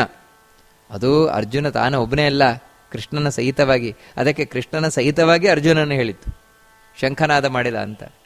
ಕೃಷ್ಣನ ಒಟ್ಟಿಗಿದ್ದದ್ರಿಂದಾಗಿ ಅರ್ಜುನನಿಗೆ ಮಹತ್ವ, ಅದಕ್ಕೆ ಮೊದಲ ಅವನ ಉಲ್ಲೇಖ. ಅವನನ್ನು ಬಿಟ್ಟರೆ, ಯಾಕಂದ್ರೆ ಕೃಷ್ಣನ ಸಹಿತವಾಗಿ ಅರ್ಜುನನಿಗೆ ಮಹತ್ವ. ಕೃಷ್ಣ ಇಲ್ದಿದ್ರೆ ಅವನಿಗೆ ಏನೇ ಇಲ್ಲ, ಅದನ್ನು ಅವನೇ ಹೇಳಿಬಿಡ್ತಾನೆ ಭಾಗವತದಲ್ಲಿ. ಸರ್ವಂ ತದೇನ ಕ್ಷಣೇನ ತದಭೂತ್ ಅಸತ್ ಈಶರಿಕ್ತಮ್ ಅಂತ. ಕೃಷ್ಣ ಇಲ್ಲ ಅಂದ್ರೆ ನಾನು ಏನೂ ಇಲ್ಲ ಅಣ್ಣ, ಈಗ ನನಗೆ ಗೊತ್ತಾಗ್ತಾ ಇದೆ ಅಂತ. ಕೃಷ್ಣ ಇದ್ದದ್ರಿಂದ ಅವನಿಗೆ ಮೊದಲ ಉಲ್ಲೇಖ, ಅರ್ಜುನನಿಗೆ. ಅದು ಬಿಟ್ರೆ ಭೀಮಸೇನನೇ. ಅದಕ್ಕೆ ಅವನೂ ಮಹತ್ವಪೂರ್ಣನಾದವ. ಭೀಮಕರ್ಮ ಅದಕ್ಕೆ ಹೇಳ್ತಾರೆ ಒಂದು ವಿಶೇಷಣವನ್ನು ಕೊಟ್ಟು, ಭೀಮಸೇನನ ಕೆಲಸ ಅಂದ್ರೆ ಅದು ಭೀಮ ಕೆಲಸವೇ, ಅಂದ್ರೆ ಭಯಂಕರವಾದ ಕರ್ಮ, ಬೇರೆ ಯಾರಿಗೂ ಊಹಿಸ್ಲಿಕ್ಕೂ ಸಾಧ್ಯ ಇಲ್ಲ ಅಂಥ ಕೆಲಸವನ್ನು ಮಾಡುವವ ಭೀಮಸೇನ. ಮುಂದೆ ಗೊತ್ತಾಗ್ತದೆ, ಇಡೀ ಯುದ್ಧದಲ್ಲಿ, ಮಹಾಭಾರತ ಯುದ್ಧದಲ್ಲಿ ಅರ್ಜುನ ಯುದ್ಧ ಮಾಡ್ತಾ ಇದ್ದದ್ದು ಮನುಷ್ಯರೊಟ್ಟಿಗಲ್ಲ, ಆನೆಯ ಹಿಂಡಿನೊಟ್ಟಿಗೆ. ಆನೆಯ ಹಿಂಡಿನವನೊಟ್ಟಿಗೆ ಯುದ್ಧ ಮಾಡಿಸ್ಲಿಕ್ಕೆ ಕರೆಸ್ತಾ ಇದ್ರು. ಯಾಕಂದ್ರೆ ಮನುಷ್ಯರೊಟ್ಟಿಗೆ ಇವನು ಯುದ್ಧ ಮಾಡ್ಲಿಕ್ಕೆ ಆಗೋಲ್ಲಪ್ಪ ಇವನಿಗೆ ಅಂತ. ಯಾಕಂದ್ರೆ ಒಂದೊಂದು ತೋಳಿನಲ್ಲಿ 10,000 ಆನೆಯ ಬಲ ಅವನಂತ. ಅದಕ್ಕೆ ಭಯಂಕರವಾದ ಕೆಲಸ ಉಳ್ಳವನು, ಭಯಂಕರವಾದ ಕರ್ಮ ಉಳ್ಳವನು, ಬೇರೆ ಯಾರಿಗೆ ಊಹಿಸ್ಲಿಕ್ಕೂ ಸಾಧ್ಯ ಇಲ್ಲ. ವಿಷ ನುಂಗುತ್ತಾನೆ, ಜೀರ್ಣ ಮಾಡ್ಕೊಳ್ತಾನೆ. ಎಂಥ ಸಲಾಕೆಯಿಂದ ಕಡ್ಡಿ ಹಾಕಿದ್ರು ಕೂಡ ಅದನ್ನ ಬಚಾವಾಗಿ ಬಿಡ್ತಾನೆ. ಗಂಗೆಗೆ ಎಸ್ತರೂ ಕೂಡ ವಾಪಸ್ ಬರ್ತಾನೆ, ಏನು ಆಗದಾಗ ಬರ್ತಾನೆ. ಈ ರೀತಿ ಈ ಭೀಮಸೇನ ಭಯಂಕರವಾದ ಕರ್ಮ ಉಳ್ಳವ. ಅದಕ್ಕೆ ಅಂತ ಭೀಮಸೇನನ ಉಲ್ಲೇಖ ಮಾಡಿ ಇವನು ಶಂಖನಾದವನ್ನು ಮಾಡಿದ. ಅವನ ಶಂಖದ ಹೆಸರು ಪೌಂಡ್ರ ಎನ್ನುವಂಥದ್ದು. ಯಾವುದು ಈ ಪುಂಡ್ರ ದೇಶದಿಂದ ಬಂದಂತಹ ಶಂಖ. ಅದು ದೊಡ್ಡ ಗಾತ್ರದ ಶಂಖ. ಭೀಮಸೇನ ಆಜಾನುಬಾಹುವಾದಂತಹ ಈ ಭೀಮಸೇನನಿಗೆ ಅದು ತಕ್ಕದಾದಂತಹ ಶಂಖ. ಆ ಶಂಖಧ್ವನಿಯನ್ನು ಮಾಡಿದ. ಅನಂತರ ಅನಂತ ವಿಜಯಂ ನಾಮ ರಾಜ ಕುಂತಿಪುತ್ರೋ ಯುಧಿಷ್ಠಿರ. ಆ ಭೀಮಸೇನನ ನಂತರ ಧರ್ಮರಾಜನ ಉಲ್ಲೇಖ ಮಾಡ್ತಾರೆ. ಅಂದ್ರೆ ಇಲ್ಲಿ ಪರಾಕ್ರಮದವನ್ನ ಒಂದು ಲೆವೆಲಲ್ಲಿ ಹೇಳ್ಕೊಂಡು ಬರ್ತಾ ಇರುವಂಥದ್ದು, ಪರಾಕ್ರಮದಲ್ಲಿ ಯಾವ ರೀತಿ ಇದೆ ಅಂತ. ಆಮೇಲೆ ಧರ್ಮರಾಜ ತಾನು ಶಂಖನಾದವನ್ನು ಮಾಡಿದ. ಅವನ ಶಂಖದ ಹೆಸರು ಅನಂತ ವಿಜಯ. ರಾಜನಾಗಿ ತಾನು ಶಂಖನಾದವನ್ನು ಮಾಡಿದ. ಅಂದ್ರೆ ತನ್ನ ಹೊಣೆಗಾರಿಕೆಯನ್ನು ಅರಿತು ಧರ್ಮರಾಜ ನಾನು ತಯಾರಾಗಿದ್ದೇನೆ ಅಂತ ತಾನು ಕೂಡ ಶಂಖನಾದವನ್ನು ಮಾಡಿದ. ಕುಂತಿಪುತ್ರ ಯುಧಿಷ್ಠಿರ. ನೋಡಿ, ಅದಕ್ಕೆ 2 ವಿಶೇಷಣಗಳು ಕೊಡ್ತಾರೆ. ಕುಂತಿಪುತ್ರ, ಯುಧಿಷ್ಠಿರ ಅಂದ್ರೆ ಯುದ್ಧದಲ್ಲಿ ಗಟ್ಟಿ ನಿಲ್ಲುವವ ಅಂತ. ನಿಜವಾಗಿಯೂ ಕೂಡ ನೀವು ಸತ್ಯ ಕೇಳಬೇಕು ಅಂದ್ರೆ ಧರ್ಮರಾಜನಿಗೆ ಯುದ್ಧ ಇಷ್ಟವೇ ಇರಲಿಲ್ಲ. ಅವನಿಗೆ ನಾನು ನನ್ನ ಪಾಡಿ ಕಾಡಲ್ಲೇ ಇಟ್ಬಿಡ್ತೇನೆ ಅಂತ ಹೇಳಿದ ಅವನು. ಈ ಜಗಳ ಎಲ್ಲ ಯಾರಿಗೆ ಬೇಕು, ನಾವು ಆರಾಮ ಕಾಡಲ್ಲಿರೋಣ ಅಂತ. ಭೀಮಸೇನನ ಮಾತುಗಳಿಂದ, ಕೃಷ್ಣನ ಉಪದೇಶದಿಂದ, ಇದರಿಂದಲೇ ಯುದ್ಧಕ್ಕೆ ನ್ಯಾಯಕ್ಕೋಸ್ಕರ ಬಂದು ನಿಂತಿದ್ದಾನೆ. ಇಷ್ಟೂ ಇವನಲ್ಲಿ, ಇಂಥ ಮೃದು ಮನಸ್ಸಿನ ಧರ್ಮರಾಜನಲ್ಲಿ ಗಟ್ಟಿತನ ಬರಬೇಕು ಅಂತ ಹೇಳಿದ್ರೆ ಹಾಗೀಗಲ್ಲ. ಮತ್ತೆ ಕುಂತಿಯ ಮಗನಾದದ್ರಿಂದ ಅದಕ್ಕೆ ಕುಂತಿಪುತ್ರ ಅಂತ. ಮೃದು ಸ್ವಭಾವದ ಧರ್ಮರಾಜನಲ್ಲಿಯೂ ಕೂಡ ಇವತ್ತು ದ್ಯುದ್ಧಕ್ಕೆ ಗಟ್ಟಿಯಾಗಿ ನಿಂತು ಶಂಖಧ್ವನಿ ಮಾಡುವಷ್ಟು. ಯಾಕಂದ್ರೆ ಶಂಖಧ್ವನಿ ಮಾಡುವಂತಹದ್ದು ಆ ವ್ಯಕ್ತಿಯ ಕಾನ್ಫಿಡೆನ್ಸ್ ಅನ್ನು ತಿಳಿಸ್ತದೆ, ಆತ್ಮವಿಶ್ವಾಸದ ದ್ಯೋತಕವಾಗಿರುವಂತಹದ್ದು. ಧರ್ಮರಾಜನಲ್ಲಿ ಇವತ್ತು ಇಂಥ ಒಂದು ಆತ್ಮವಿಶ್ವಾಸ ಇದೆ ಅಂದರೆ ಕುಂತಿ ಪುತ್ರನಾಗಿರುವುದು ಕಾರಣ. ಯಾಕಂದ್ರೆ ಧೃತಿ ಕುಂತಿಯಾಹ ಅಂತ ಮಹಾಭಾರತ ಹೇಳ್ತದೆ. ಮಹಾಭಾರತದಲ್ಲಿ ಕುಂತಿಯ ಪಾತ್ರವೇ ತಿಳಿಸುವುದು ಧೃತಿ, ಧೈರ್ಯ ಅಂದ್ರೆ ಹೇಗಿರಬೇಕು ಅಂತ, ಕುಂತಿಯಿಂದ ನೋಡಿ ಕಲಿಬೇಕು ಅಂತ. ಅಂಥ ಕುಂತಿಯ ಮಗನಾದದ್ರಿಂದಲೇ ಅವನಿಗಂಥ ಧೈರ್ಯ. ಯಾಕಂದ್ರೆ ಕುಂತಿ ಅಂಥ ಧೈರ್ಯವನ್ನು ಅವನ ಮನಸ್ಸಿನಲ್ಲಿ ತುಂಬಿದ್ದಾಳೆ. ಅವಳ ಟ್ರೈನಿಂಗ್ ಆ ರೀತಿ ಇದೆ. ಅದನ್ನ ನೆನಪು ಮಾಡಲಿಕ್ಕೋಸ್ಕರ ಹೇಳ್ತಾರೆ ಕುಂತಿ ಪುತ್ರ ಯುಧಿಷ್ಠಿರ. ಅವನ ಅನಂತ ವಿಜಯ ಎಂಬಂತಹ ಶಂಖವನ್ನ ತಾನು ಊದಿದ. ಆ ನಂತರ ನಕುಲ ಸಹದೇವಶ್ಚ ಸುಘೋಷ ಮಣಿಪುಷ್ಪಕೋ. ನಕುಲ ಹಾಗೂ ಸಹದೇವ ಇವರು 3 ಜನ ಮಾಡಿದ ಮೇಲೆ ಅವರಿಬ್ಬರು ಮಾಡದೇ ಇರ್ತಾರ. ನಕುಲನದ್ದು ಸುಘೋಷ ಅಂತ, ಅದೇ ಸಹದೇವನದ್ದು ಮಣಿಪುಷ್ಪಕ ಅಂತ. ಅವರಿಬ್ರು ತಾವು ಶಂಖನಾದವನ್ನು ಮಾಡಿದರು. ಅಂದರೆ 5 ಪಾಂಡವರು ತಾವು ಶಂಖನಾದವನ್ನು ಮಾಡಿದರು. ಎಲ್ಲರಿಗಿಂತ ಮುಂಚೂಣಿಯಾಗಿ ಭೀಷ್ಮಾಚಾರ್ಯರಿಗೆ ಉತ್ತರ ರೂಪವಾಗಿ ಈ ಕೃಷ್ಣ ತಾನು ಶಂಖನಾದವನ್ನು ಮಾಡಿದ. ಅಷ್ಟಕ್ಕೆ ಶಂಖಧ್ವನಿಯ ಕಥೆ ಮುಗಿಲಿಲ್ಲ. ಮತ್ತೆ ಕಾಶ್ಯಶ್ಚ ಪರಮೇಶ್ವಾಸ ಶಿಖಂಡೀ ಚ ಮಹಾರಥಃ ಧೃಷ್ಟದ್ಯುಮ್ನೋ ವಿರಾಟಶ್ಚ ಸಾತ್ಯಕಿಶ್ಚಾಪರಾಜಿತ. ಕಾಶಿರಾಜ ಕಾಶ್ಯಶ್ಚ ಪರಮೇಶ್ವಾಸ ಭಾರಿ ಬಿಲ್ಲೋಜ. ಯಾಕಂದ್ರೆ ಇವನನ್ನ ಹಿಂದೆ ದುರ್ಯೋಧನ ಉಲ್ಲೇಖ ಮಾಡಿದ್ದ ನೋಡಿ, ಪಾಂಡವರ ಕಡೆ ಕಾಶಿರಾಜ ಇದ್ದಾನೆ ಅಂತ, ಅದು ಮಹಾಪರಾಕ್ರಮಿಯಾದ ಕಾಶಿರಾಜ ಇದ್ದಾನೆ ಅಂತ. ಅವನು ಶಂಖನಾದವನ್ನ ಮಾಡಿದ್ನಂತೆ. ಹೇಳಿ ಕೇಳಿ ಮುದುಕ. ಹಾಗಿದ್ರೂ ಕೂಡ ಅವನಿಗೆ ಎಷ್ಟು ಆ ಯುದ್ಧದಲ್ಲಿ ಆಸಕ್ತಿ ಅಂತ ಹೇಳಿದ್ರೆ, ಶಂಖನಾದವನ್ನ ಮಾಡುವ ಮೂಲಕ ತಾನು ಅವರಿಗೆ ಕೌರವರಿಗೆ ತನ್ನ ಪ್ರತಿಕ್ರಿಯೆಯನ್ನು ತಿಳಿಸಿದ್ದಾನೆ ಅಂತ ಹೇಳಿದ್ರೆ, ನಾನು ತಯಾರಿದ್ದಾನೆ. ನೋಡಿ ಎಂಥ ಅದ್ಭುತ. ಪಾಂಡವರು ಕೃಷ್ಣನ ಅನುಗ್ರಹದಿಂದ ಎಂಥ ಸೌಭಾಗ್ಯ ಪಡೆದಿದ್ದಾರೆ ಅಂತ ಹೇಳಿದ್ರೆ, ನಿಜವಾಗ್ಲೂ 3ನೇಯವರು ಕೂಡ ಪಾಂಡವರನ್ನ ತಮ್ಮವರು ಅಂತ ನೋಡ್ತಾರೆ. ಅದಕ್ಕೋಸ್ಕರ ಪಾಂಡವರ ಪಕ್ಷದಲ್ಲಿ ನಿಂತು ಯುದ್ಧ ಮಾಡೋದಲ್ಲ. ನಿಜವಾಗ್ಲೂ ಕಾಶಿರಾಜ ಇವಾಗ ಶಂಖಧ್ವನಿ ಮಾಡಿದರೆ ಹಿಂದೆ ಭೀಷ್ಮಾಚಾರ್ಯರು ಹೇಗೆ ಮಾಡಿದ್ರು, ತಸ್ಯ ಛಂಚನೆಯನ್ನು ಹರ್ಷಂ ಅಂತ, ದುರ್ಯೋಧನನಿಗೆ ಖುಷಿಯಾಗಬೇಕು ಅಂತ ಶಂಖನಾದ ಮಾಡಿದ್ರಲ್ವ, ಹಾಗೆ ಧರ್ಮರಾಜನೇ ಖುಷಿಯಾಗಲಪ್ಪ ಅಂತ ಶಂಖಧ್ವನಿ ಮಾಡೋದು, ಅಥವಾ ತನ್ನಳಿಯ ಭೀಮಸೇನ ಅವನಿಗೆ ಖುಷಿ ಆಗಲಿ ಅಂತ ಶಂಖನಾದ ಮಾಡೋದು. ಅದೇನು ಅಲ್ಲ, ಮತ್ತೇನು ಅಂದ್ರೆ ತಮ್ಮ ಖುಷಿಗೋಸ್ಕರವೇ ಯುದ್ಧ ಮಾಡ್ತಾ ಇದ್ದಾರೆ. ನೋಡಿ ಇದೇ ವ್ಯತ್ಯಾಸ. ಸಜ್ಜನರಿಗೂ ದುರ್ಜನರಿಗೂ, ಧಾರ್ಮಿಕರಿಗೂ ಅಧಾರ್ಮಿಕರಿಗೂ ಇದೇ ವ್ಯತ್ಯಾಸ. ಯಾವಾಗ ನಾವು ಧರ್ಮ ಪಕ್ಷದಲ್ಲಿರ್ತೇವೆ, ಧರ್ಮ ಪಕ್ಷಕ್ಕೆ ಬಂದು ಸೇರುವಂತಹ ಪ್ರತಿಯೊಬ್ಬ ವ್ಯಕ್ತಿಯನ್ನೂ ನಾವು ನಂಬೋದು, ವಿಶ್ವಾಸಪೂರ್ವಕವಾಗಿ ನಂಬೋದು. ಯಾಕಂದ್ರೆ ಅವರು ಸ್ವಚ್ಛ ಮನಸ್ಸುಳ್ಳವರಾಗಿರ್ತಾರೆ. ಅವರು ಏನು ಮಾಡ್ತಾರೆ ಅದನ್ನು ಮನಃಪೂರ್ವಕವಾಗಿ ಮಾಡ್ತಾರೆ. ಅದಕ್ಕೆ ನೋಡಿ ಸಾಕ್ಷಿಯೇ ಕಾಶಿರಾಜ ಮನಃಪೂರ್ವಕವಾಗಿ ಶಂಖಧ್ವನಿಯನ್ನು ಮಾಡ್ತಾ ಇದ್ದಾನೆ. ನಾನು ತಯಾರಿದ್ದೇನೆ ಪಾಂಡವರ ಪರವಾಗಿ ಯುದ್ಧ ಮಾಡಲಿಕ್ಕೋಸ್ಕರ ಅಂತ. ಶಿಖಂಡೀಚ ಮಹಾರಥ, ಮಹಾರಥಿಕನಾದಂತಹ ಶಿಖಂಡಿ ತಾನು ಶಂಖನಾದವನ್ನು ಮಾಡಿದ. ಧೃಷ್ಟದ್ಯುಮ್ನನ ಅಣ್ಣ ಶಿಖಂಡಿ ತಾನು ಶಂಖನಾದವನ್ನು ಮಾಡಿದ್ದಾನೆ. ಇಲ್ಲಿ ಯಾಕೆ ಮಹಾರಥ ಅಂತ ಯಾಕೆ ಶಿಖಂಡಿಗೆ ಹೇಳ್ತಾರೆ ಅಂದ್ರೆ, ಶಿಖಂಡಿ ಅಂತ ಹೇಳಿದ ಕೂಡಲೇ ಮೊದಲು ಹೆಣ್ಣಾಗಿದ್ದವ ಆಮೇಲೆ ಗಂಡಾದವ. ಏನ್ರಿ ಮೊದಲು ಹೆಣ್ಣಾಗಿದ್ದವ, ಇವನಿಗೇನ್ರಿ ತಾಕತ್ತು ಅಂತ ಹೇಳಬೇಡಿ. ನಿಜವಾಗ್ಲೂ ಕೂಡ ಮಹಾರಥಿಕ, ಮಹಾ ಸಾಮರ್ಥ್ಯವುಳ್ಳವ ಶಿಖಂಡಿ. ಅಂತಹ ಶಿಖಂಡಿಯು ಕೂಡ ತಾನು ಶಂಖನಾದವನ್ನು ಮಾಡಿದ. ನಾನು ತಯಾರಿದ್ದೇನೆ ಯುದ್ಧ ಮಾಡಲಿಕ್ಕೋಸ್ಕರ, ಪಾಂಡವರ ಪರವಾಗಿ, ಪಾಂಡವರಿಗೋಸ್ಕರ ನಾನು ತಯಾರಿದ್ದೇನೆ ಅಂತ. ಹಾಗೇನೆ ಧೃಷ್ಟದ್ಯುಮ್ನೋ ವಿರಾಟಶ್ಚ, ಧೃಷ್ಟದ್ಯುಮ್ನ ಸೇನಾಧಿಪತಿ ಮತ್ತೆ ಮಾಡಿದ ನೋಡು. ಯಾಕಂದ್ರೆ ಎಲ್ಲೋ ಯೋಚನೆ ಮಾಡ್ತಾ ಇದ್ದ ಅಂತಲ್ಲ, ಅವನು ಶಂಖಧ್ವನಿ ಮಾಡುವುದರ ಒಳಗೆ ಇಷ್ಟು ಜನ ಶಂಖಧ್ವನಿ ಮಾಡಿ ಆಗಿದೆ. ಅಂದ್ರೆ ಎಷ್ಟು ಪಾಂಡವರ ಪಕ್ಷದಲ್ಲಿ ಹುರುಪು ತುಂಬಿಕೊಂಡಿದ್ದವರಿದ್ದಾರೆ ಅಂತ. ನಾನು ಮುಂದೆ ಅಂತ ಹೇಳುವವರು ಎಷ್ಟು ಮಂದಿ ಇದ್ದಾರೆ. ಯಾಕಿದನ್ನು ಗಮನಿಸಬೇಕು ಅಂದ್ರೆ, ಕೌರವರ ಕೊಡೆ ನೋಡಿ, ಯಾರಿಗೂ ಹುಮ್ಮಸ್ಸಿಲ್ಲ. ಇಷ್ಟು ಈ ಕಡೆ ಶಂಖಧ್ವನಿ ಕೇಳಿ ಬರ್ತಾ ಇದ್ರು ಕೂಡ ಆ ಕಡೆ ಭೀಷ್ಮಾಚಾರ್ಯರದ್ದು ಬಿಟ್ಟು ಮತ್ತಾರದ್ದು ಶಂಖಧ್ವನಿಯೇ ಇಲ್ಲ ಅಲ್ಲಿ. ಅದಕ್ಕೋಸ್ಕರ ನಾವಿಲ್ಲಿ ಇದನ್ನು ಗಮನಿಸಬೇಕಾದದ್ದು, ಪಾಂಡವರ ಪಕ್ಷ ಕೌರವರ ಪಕ್ಷದಲ್ಲಿ ಯಾವ್ಯಾವ ಎಷ್ಟು ವ್ಯತ್ಯಾಸ ಇದೆ ಅಂತ. ಇಲ್ಲಿ ಆ ಧೃಷ್ಟದ್ಯುಮ್ನ ತಾನು ಶಂಖನಾದವನ್ನು ಮಾಡಿದ, ವಿರಾಟ ರಾಜ ತಾನು ಶಂಖನಾದವನ್ನು ಮಾಡಿದ. ಅಂದ್ರೆ ನೋಡಿ, ವಿರಾಟ ನಗರದಲ್ಲಿ ಇವರಿದ್ದವರು ಅಜ್ಞಾತವಾಸದಲ್ಲಿ. ಆ ವಿರಾಟ ನಗರದಲ್ಲಿ ಇವರು ಅಜ್ಞಾತವಾಸದಲ್ಲಿ 1 ವರ್ಷ ಇದ್ದಾಗ ಆ ವಿರಾಟ ರಾಜನಿಗೆ ಎಷ್ಟು ವಿಶ್ವಾಸ ಬಂದ್ಬಿಟ್ಟಿದೆ ಪಾಂಡವರ ಮೇಲೆ ಅಂತ ಹೇಳಿದ್ರೆ ನೋಡಿ, ಪಾಪ ಮುದುಕನಾಗಿದ್ರು ಯುದ್ಧಕ್ಕೆ ಬಂದು ನಿಂತುಬಿಟ್ಟಿದ್ದಾನೆ. ಬರೀ ಯುದ್ಧಕ್ಕೆ ದಾಕ್ಷಿಣ್ಯಕ್ಕಾಗಿ ಬಂದು ನಿಂತದ್ದಲ್ಲ, ಮತ್ತೇನೆಂದ್ರೆ ಇಚ್ಛಾಪೂರ್ವಕವಾಗಿ ಬಂದು ನಿಂತಿದ್ದಾನೆ. ಆ ಇಚ್ಛಾಪೂರ್ವಕವಾಗಿ ಬಂದು ನಿಂತಿರುವುದರ ಸಂಕೇತವೇ ತಾನೇ ಶಂಖನಾದವನ್ನು ಮಾಡ್ತಾ ಇದ್ದಾನೆ. ಈ ನೋಡಿ, ಇದ್ಯಾರು ಪಾಂಡವರು ಹೇಳಿ ಶಂಖಧ್ವನಿ ಮಾಡ್ತಾ ಇರೋದಲ್ಲ, ನೀವೆಲ್ಲ ಮಾಡಿಬಿಡ್ಬೇಕು, ಎಲ್ಲ ಮಾಡಬೇಕು, ಹಾಗಲ್ಲ. ಮತ್ತೆ ಸ್ವೇಚ್ಛೆಯಿಂದ ಮಾಡ್ತಾ ಇದ್ದಾರೆ ಎಲ್ಲರೂ ಕೂಡ. ವಿರಾಟಶ್ಚ ಇನ್ನು ಹೇಳ್ತಾರೆ ಸಾತ್ಯಕಿಶ್ಚ ಅಪರಾಜಿತ. ಇನ್ನು ಇಷ್ಟು ಮಂದಿ ಮಾಡಿದ ಮೇಲೆ ಸಾತ್ಯಕಿ ಮಾಡ್ತಾ ಇರ್ತಾನ? ಪಾಂಡವರಿಗೆ ಭಾರಿ ಬೇಕಾದವ ಅರ್ಜುನನ ಶಿಷ್ಯ ಸಾತ್ಯಕಿ. ಇವನನ್ನು ಹಿಂದೆ ಉಲ್ಲೇಖ ಮಾಡಿದ್ದ ದುರ್ಯೋಧನ. ಅಪರಾಜಿತ ಅಂತ ಹೇಳಿದ್ರೆ ಸೋಲೆ ಅರಿಯದಿರುವಂತಹ ಸಾತ್ಯಕಿ ತಾನು ಶಂಖನಾದವನ್ನು ಮಾಡಿದ. ನಾನು ಪಾಂಡವರಿಗೋಸ್ಕರ ಏನು ಮಾಡ್ಲಿಕ್ಕೆ ತಯಾರಿದ್ದೇನೆ, ಕೌರವರನ್ನ ಸದೆ ಬದಲಿಕ್ಕೆ ನಾನು ತಯಾರಿದ್ದೇನೆ ಅಂತ. ದೃಪದೋ ದ್ರೌಪದೇಯಾಶ್ಚ ಸರ್ವಶ ಪೃಥಿವೀಪತೆ. ಇಷ್ಟಲ್ಲದೆ ದೃಪರಾಜ ನೋಡಿ, ಇವನು ಮುದುಕ.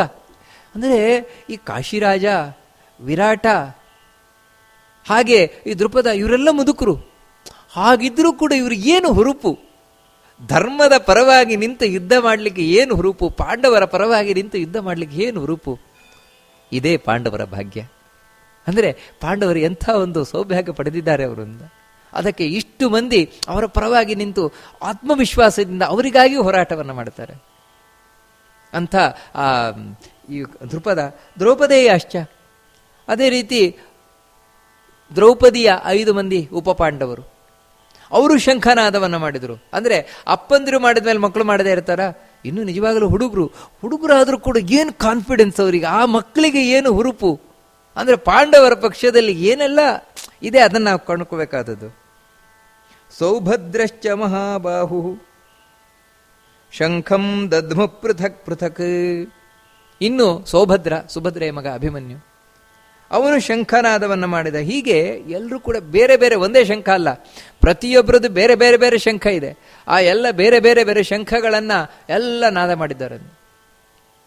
ಪಾಂಡವರ ಕಡೆಯಲ್ಲಿ ಒಟ್ಟು ಎಷ್ಟು ಶಂಖನಾದ ಮಾಡಿದ್ದಾರೆ ಎಂದು ನಾವು ಲೆಕ್ಕಾಚಾರ ಮಾಡ್ಕೊಂಡು ಬಂದರೆ 18 ಮಂದಿ ಶಂಖನಾದ ಮಾಡಿದ್ದಾರೆ. ಇಲ್ಲಿ ಉಲ್ಲೇಖ ಮಾಡಿರುವ ಹಾಗೆ ಅಂದರೆ 18 ಜಯದ ಸಂಕೇತ. ಅಂದರೆ ಎಲ್ಲವೂ ನಾವೇನು ತಿಳ್ಕೊಳ್ತೇವೆ ಅಂದರೆ ಜಗತ್ತಿನಲ್ಲಿ ಏನಾಗ್ತಾ ಇದೆ, ಏನು ತನ್ನಷ್ಟಕ್ಕಾಗ್ತಾ ಇದೆ ಅಂತ. ಯಾವುದು ತನ್ನಷ್ಟಕ್ಕಾಗ್ತಾ ಇಲ್ಲ. ಮತ್ತೆ ಪ್ರತಿಯೊಂದರ ಹಿಂದೆಯೂ ಒಂದು ಅರ್ಥ ಇದೆ ನೋಡಿ, ಪ್ರತಿಯೊಂದರ ಹಿಂದೆಯೂ ಒಂದು ಸೂಚನೆ ಇದೆ. ಇದನ್ನೇ ಇಟ್ಟುಕೊಂಡು ಜ್ಯೋತಿಷ್ಶಾಸ್ತ್ರದಲ್ಲಿ ಒಂದು ಪ್ರಶ್ನೆಯೂ ಕೂಡ ನಡೆಯುವುದಿದೆ, ಅದೇ ಅಷ್ಟಮಂಗಲ ಪ್ರಶ್ನೆ ಎಂದು. ಅಂದರೆ ಈ ರೀತಿ ಸೂಚನೆಗಳನ್ನು ನೋಡಿಕೊಂಡು ತಾವು ಇದು ಹೀಗಾಗ್ತಾ ಇದೆ, ಇದು ಮುಂದಿನ ಈ ಭವಿಷ್ಯದ ಸೂಚನೆ ಇದು ಎಂದು ಹೇಳ್ತಾರೆ. ಯಾಕಂದ್ರೆ ಜಗತ್ತಿನಲ್ಲಿ ಯಾವುದು ಕೂಡ ಆಕಸ್ಮಿಕವಾಗಿ ಆಗ್ತಾ ಇಲ್ಲ, ಅದರ ಹಿಂದೆ ಒಂದು ಅರ್ಥ ಇದೆ. ಆ ಅರ್ಥ ಏನು ಅಂತ ನಮಗೆ ಗೊತ್ತಾಗ್ತಾ ಇಲ್ಲ, ಅಲ್ಲಿ ನಾವು ದಡ್ಡರಾಗಿದ್ದೇವೆ. ನೋಡಿ, ಇಲ್ಲಿ 18 ಮಂದಿ ಶಂಖವನ್ನು ಊದಿದ್ರು ಅಂತ ಹೇಳಿದ್ರೆ, ಈ 18 ಮಂದಿ ಯಾಕೆ ಶಂಖ ಊದಿದ್ರು? ಇದು ಕೃಷ್ಣನ ಇಚ್ಛೆ. 18 ಮಂದಿ ಊದಬೇಕು. 18 ಅನ್ನುವುದು ಜಯದ ಸಂಕೇತ, ಪಾಂಡವರಿಗೆ ಜಯ ಸಿಗಬೇಕು ಎನ್ನುವಂತಹ ಕಾರಣದಿಂದಲೇ. ಅಂದ್ರೆ ಕೃಷ್ಣನ ಇಚ್ಛೆ ಎಲ್ಲಾ ಕಡೆ ಮುಂದುವರಿತಾ ಇದೆ. ಸಘೋಷೋಧಾರ್ತರಾಷ್ಟ್ರಾಣಾಂ ಹೃದಯ ನಿವೇದಾರಯತ್ ನಭಶ್ಚ ಪೃಥಿವೀಂ ಚೈವ ತುಮುಲೋ ವ್ಯನುನಾದಯನ್. ಈ ಶಬ್ದ ಏನಿದೆ, ಶಂಖಧ್ವನಿ, ಈ 18 ಮಂದಿ ಶಂಖವನ್ನು ಊದಿದಾಗ ಒಬ್ಬೊಬ್ಬರದ್ದು ಒಂದೊಂದು ವಿಧವಾದಂತಹ ಶಂಖ, ಆ ಶಂಖದ ಧ್ವನಿ ಎಲ್ಲ ಕಡೆ ಪ್ರತಿಧ್ವನಿಸಿತಂತೆ. ನಭಶ್ಚ ಪೃಥಿವೀಂಚೈವ ಅಂತ ಹೇಳಿದ್ರೆ ಭೂಮಿ ಆಕಾಶಗಳಲ್ಲೆಲ್ಲ ಕಡೆಯೂ ಕೂಡ ಮೊಳಗಿತಂತೆ. ಬರೀ ಶಂಖಧ್ವನಿಯಾಗಿ ಉಳಿಲಿಲ್ಲ. ಈ ಕಡೆ ಕೌರವರ ಕಡೆ ಆದರೂ ಒಬ್ಬರೂ ಶಂಖನಾದ ಮಾಡಲಿಲ್ಲ, ಭೀಷ್ಮಾಚಾರ್ಯರೊಬ್ಬರನ್ನ ಬಿಟ್ಟು. ಆ ಭೀಷ್ಮಾಚಾರ್ಯರಾದ ಮಾಡಿದ್ದು ದುರ್ಯೋಧನನ ಪ್ರೀತಿಗಾಗಿ. ನೋಡಿ ಎಂಥ ಅವಸ್ಥೆ ಇದೆ. 11 ಅಕ್ಷೋಹಿಣಿ ಸೈನ್ಯ ಹೇಳ್ಕೊಳ್ಳಿಕ್ಕೆ ಮಾತ್ರ, ಆದರೆ 11 ಅಕ್ಷೋಹಿಣಿಯಲ್ಲಿ ನಿಜವಾಗಿ ಯಾರಿಗೂ ಹುಮ್ಮಸ್ಸಿಲ್ಲ. ಅದು ಯಾಕೆ ಗೊತ್ತಾಗ್ತಾ ಇದೆ ಅಂದ್ರೆ ನೋಡಿ, ಭೀಷ್ಮಾಚಾರ್ಯರ ಶಂಖಧ್ವನಿ ಮಾಡಿದ್ರು ಕೂಡ ಇವನಿಗೋಸ್ಕರ. ದ್ರೋಣಾಚಾರ್ಯರಿದ್ರು, ಕೃಪಾಚಾರ್ಯರಿದ್ರು, ಅವರು ಶಂಖಧ್ವನಿ ಮಾಡಲಿಕ್ಕೆ ಹೋಗಲಿಲ್ಲ. ಅವರು ಯಾಕೆ ಅಂತ ಹೇಳಿದ್ರೆ ಭೀಷ್ಮಾಚಾರ್ಯರಾದ್ರೆ ಅನಿವಾರ್ಯವಾಗಿತ್ತು. ಯಾಕಂದ್ರೆ ಸೇನಾಪತಿಯಾಗಿ ತಾವು ಶಂಖನಾದ ಮಾಡದೇ ಇದ್ರೆ, ದ್ರೋಣಾಚಾರ್ಯರು ಕೃಪಾಚಾರ್ಯರು ಅಯ್ಯೋ ಯಾಕೆ ಮನಸ್ಸಿಲ್ಲದ ಮನಸ್ಸಿನಿಂದ ಯಾಕೆ ಶಂಖಧ್ವನಿ ಮಾಡಬೇಕು, ಅದಕ್ಕೆ ಬೇಡ ಅನ್ನೋ ಸುಮ್ಮನೆ ಕೂತರು. ಇನ್ನು ಉಳಿದ 100 ಮಂದಿ ಕೌರವರಿದ್ರಲ್ವ, 100 ಮಂದಿ ನೋಡಿ, ಪಾಂಡವರಿದ್ದದ್ದು 5 ಮಂದಿ, 5 ಮಂದಿಯೂ ಶಂಖನಾದ ಮಾಡಿದ್ದಾರೆ, ಮಕ್ಕಳಿಂದ ಸಹಿತವಾಗಿ. ಅವರ ಮಕ್ಕಳು ಅವರು ಎಲ್ಲ ಶಂಖನಾದ ಮಾಡಿದ್ದಾರೆ. ಇವರು 100 ಮಂದಿ, ಅವರು ಮಕ್ಕಳು ಒಬ್ಬನು ಶಂಖ ಊದಲೇ ಇಲ್ಲ, ಯಾರೂ ಶಂಖ ಊದಲಿಲ್ಲ. ಕಾರಣ ಏನು ಅಂತ ಹೇಳಿದ್ರೆ, ಇಲ್ಲೇನು ಅವರಿಗೆ ಅಯ್ಯೋ ಈ ರೀತಿಯಿಂದ ತಿರಸ್ಕಾರ, ಶಂಖನಾದದ ಬಗ್ಗೆ ತಿರಸ್ಕಾರ, ಶಂಖ ಎನ್ನುವುದು ಅಂತದ್ದು ಒಂದು ರೀತಿಯಿಂದಾಗಿ ನೋಡಿ, ಇದು ವೈಷ್ಣವ ದ್ವೇಷ. ಈ ಕೌರವರ ಒಳಗಿರುವ ವೈಷ್ಣವ ದ್ವೇಷ ಏನು ಅಂದರೆ, ಶಂಖ ಅನ್ನೋದು ವಿಷ್ಣುವಿನ ಆಯುಧ, ಕೃಷ್ಣನ ಆಯುಧ, ಅದನ್ನು ನಾವು ಯಾಕೆ ಊದಬೇಕು? ಅಲ್ಲೂ ರಾಜಕೀಯ, ಶಂಖಧ್ವನಿ ಮಾಡುವುದರಲ್ಲೂ ರಾಜಕೀಯ ಇರಬಹುದು. ಯಾಕಂತ ಹೇಳಿದ್ರೆ ಆ ಶಂಖವನ್ನು ನಾವು ಊದ್ಬಿಟ್ರೆ ನಾವೆಲ್ಲಾದರೂ ಕೃಷ್ಣನ ಪಕ್ಷದವರು ಅಂತ ಆಗ್ಬಿಟ್ರೆ ಅದಕ್ಕೆ ತಯಾರಿಲ್ಲ. ಈ ರೀತಿಯಿಂದಾಗಿ ಶಂಖನಾದವನ್ನು ಮಾಡದೇ ಇರಬಹುದು. ನೋಡಿ ಎಷ್ಟರ ಮಟ್ಟಿಗೆ ಅಂದರೆ ಇವತ್ತು ಎಷ್ಟೋ ಮಂದಿ ಇದ್ದಾರೆ. ಎಷ್ಟು ಅಂತ ಹೇಳಿದ್ರೆ ದೇವರ ಆಯುಧದ ಬಗ್ಗೆಯೂ ಕೂಡ ತಾವು ತಿರಸ್ಕಾರದ ಮಾತಾಡುವಂಥವ್ರು. ಇವಾಗ ಕೃಷ್ಣನಿಗೆ ಸಂಬಂಧಪಟ್ಟಂತಹ ಆಯುಧ ಶಂಖ ಚಕ್ರ ಏನಿದೆ, ಆ ಶಂಖ ಚಕ್ರವನ್ನು ಪ್ರತಿದಿನವೂ ಧಾರಣೆ ಮಾಡಬೇಕು ಅಂತ ಹೇಳ್ತದೆ ಶಾಸ್ತ್ರ, ಭುಜಗಳಲ್ಲಿ ಧಾರಣೆ ಮಾಡಬೇಕು ಅಂತ. ಆದರೆ ಅದನ್ನು ಕೂಡ ಬೈಯುವವರಿದ್ದಾರೆ. ಬಹಳ ಆಶ್ಚರ್ಯ ಕಾಣುವಂಥದ್ದು. ಯಾರು ವಿಷ್ಣುವಿನ ಶಂಖ ಚಕ್ರವನ್ನು ಧಾರಣೆ ಮಾಡ್ತಾನೆ ಅಂಥ ವ್ಯಕ್ತಿ ಹೊಲೆಯನಿಂತಲೂ ಕಡೆ ಎಂದು ಹೇಳುವವರಿದ್ದಾರೆ ಕೆಲವರು. ಇದನ್ನು ಕಂಡಾಗ ಖಂಡಿತವಾಗಿಯೂ ಕೂಡ ಇವರು ಕೌರವರ ಕೊಡೆಯವರೇನು ಅಂತ ಕಾಣಿಸ್ತದೆ. ಯಾರು ಶಂಖನಾದವನ್ನು ಆಗ ಮಾಡದೆ ಕೂತರು, ಮಾಡಲಿಲ್ಲ ಮಾತ್ರ ಅಲ್ಲ, ಅದರ ಬಗ್ಗೆ ಅಷ್ಟು ತಿರಸ್ಕಾರ ಭಾವನೆ, ಶಂಖಧ್ವನಿ ಎಂಥದ್ದದು ಅಂತ. ಆ ಶಂಖಧ್ವನಿಯಲ್ಲಿ ಏನು ಶಕ್ತಿ ಇದೆ! ಯಾಕಂದ್ರೆ ಗರ್ಭಾ ದೇವಾರಿ ನಾರೀಣಾಂ ವಿಶೀರಿಯಂತೆ ಸಹಸ್ರಧಾ ತವನಾದೇನ ಪಾತಾಳೆ ಪಾಂಚಜನ್ಯ ಮುಸ್ತದೆ. ಆ ಶಂಖದ ಧ್ವನಿ ಎನ್ನುವಂಥದ್ದು ಸುತ್ತ ಇರುವ ಎಲ್ಲ ದುಷ್ಟಶಕ್ತಿಗಳನ್ನು ಹೊಡೆದೋಡಿಸ್ತದಂತೆ. ಎಷ್ಟರ ಮಟ್ಟಿಗೆ ಅಂತ ಹೇಳಿದ್ರೆ, ದುಷ್ಟರು ಪಾತಾಳದಲ್ಲಿ ಅಡಗಿ ಕೂತಿದ್ರು ಕೂಡ ಆ ದುಷ್ಟರ ಪತ್ನಿಯರು, ದೈತ್ಯರೇನಿದ್ದಾರೆ ಅವರ ಪತ್ನಿಯರು ಗರ್ಭಿಣಿಯರಾಗಿದ್ರು, ಶಂಖಧ್ವನಿಯನ್ನು ಕೇಳಿ ಆ ಗರ್ಭವು ಗಡಗಡ ಗಡಗಡ ನಡುಗಿ ಗರ್ಭಸ್ರಾವ ಆಗಿ ಹೋಗ್ತದಂತೆ. ಅಷ್ಟು ಶಕ್ತಿ ಶಂಖಧ್ವನಿಗಿದೆ ಅಂತ ಹೇಳಿ. ಅದಕ್ಕಾಗಿ ಅಂತಹ ಶಂಖಧ್ವನಿಯನ್ನ ಯಾರು ಸಜ್ಜನರಿದ್ದಾರೆ ಅವರಿಗೆ ಮಾತ್ರ ಮಾಡ್ಲಿಕ್ಕೆ ಸಾಧ್ಯ ಆಗ್ತದೆ ಹೊರತು ದುರ್ಜನರಿಗೆ ಮಾಡ್ಲಿಕ್ಕೆ ಸಾಧ್ಯ ಆಗೋಲ್ಲ ಶಂಖಧ್ವನಿಯನ್ನು. ನೋಡಿ, ಅದರಿಂದಾಗಿ ಕೌರವರಿಗೆ ಮಾಡ್ಲಿಕ್ಕೆ ಆಗಲಿಲ್ಲ, ಸಾಧ್ಯ ಆಗಲಿಲ್ಲ. ಯಾಕಂದ್ರೆ ಅವ್ರ ಮನಸ್ಸು ಕೇಳಲಿಲ್ಲ. ಯಾಕಂದ್ರೆ ದುಷ್ಟ ಮನಸ್ಸು, ಅದು ಕೇಳಲಿಲ್ಲ ಮಾತ್ರ ಅಲ್ಲ, ಇವರು ಮಾಡಿದ್ರಲ್ವ ಆ ಶಂಖಧ್ವನಿಯನ್ನ ಕೇಳಿ. ಶಂಖನಾದ ಇವರು ಮಾಡಲಿಲ್ವಲ್ಲ, ಪಾಂಡವರ ಕಡೆಯಿಂದ ಬಂದ ಶಂಖಧ್ವನಿಯನ್ನೇ ಕೇಳಿ ಇವರ ಮನಸ್ಸು ಒಡೆದೋಯ್ತಂತೆ. ಹೃದಯಾನಿ ವ್ಯಧಾರಯಿತು ಅಂತ ಹೇಳ್ತಾರೆ. ಅಂತ ಹೇಳಿದ್ರೆ ಇವರ ಮನಸ್ಸೆಲ್ಲವೂ ದುರ್ಬಲ ಆಯಿತು ಅಂತ. ಯಾವತ್ತು ಯುದ್ಧ ಮಾಡಬೇಕಾದ್ರೆ ಬೇಕಾದದ್ದೇನಂತ ಹೇಳಿದ್ರೆ ಆತ್ಮವಿಶ್ವಾಸ.